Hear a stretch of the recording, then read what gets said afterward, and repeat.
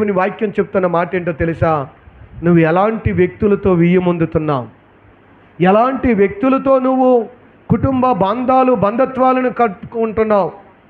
ఈ రోజున చాలామంది పిల్లలు మందిరానికి వచ్చే వరకు, పిల్లలు దీవించబడే వరకు, వాళ్ళకి ఆరోగ్యం వచ్చే వరకు, వాళ్ళకి ఉద్యోగం వచ్చే వరకు, వాళ్ళు మంచిగా ఎదిగే వరకు, అయ్యా నాకు నా పిల్లలకు దేవుడు ఉంటే చాలండి, దేవుడు అక్కడ చాలండి, మాకు దేవుడే దారి, దేవుడే ఆధారం అంటారు. కానీ అదే పెళ్లి చేసే వయసు వచ్చి పెళ్ళికి వచ్చేసరికి అంటారు, ఏం చూస్తారో తెలుసా?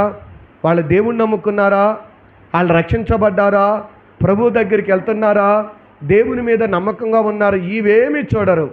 వాళ్ళకి ఆస్తి ఎంత ఉంది, వాళ్ళకి పొలం ఎంత ఉంది, వాళ్ళకి లోక సంబంధమైన ధనం ఎంత ఉంది అని ఇవన్నీ చూసి ఏం చేస్తారంటే, ప్రభువుని నమ్మినా నమ్మకపోయినా పర్వాలేదు, దేవుడు ఉన్నా లేకపోయినా పర్వాలేదు, ఆస్తి ఉంది మనల్ని పెంచేస్తుంది, డబ్బులున్నా మనల్ని పెంచేస్తుంది, ఎకరాలున్నా మనకు బాగానే ఉంటుందని చెప్పి ఆస్తిని బట్టి మోసపోయి పిల్లల జీవితాలు నాశనం చేసే తల్లిదండ్రులు ఎంతోమంది ఉన్నారు.